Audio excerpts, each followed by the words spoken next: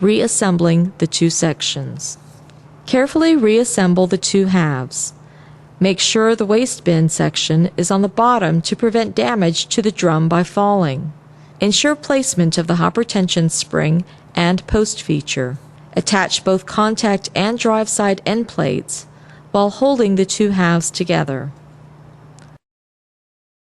Secure the contact end plate with 2 screws.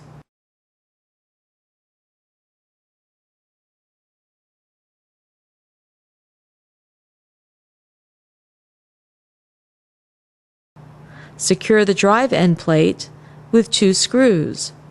Rotate the OPC and look at the OPC and PCR through laser port opening to assure no yellow toner transfers to the PCR.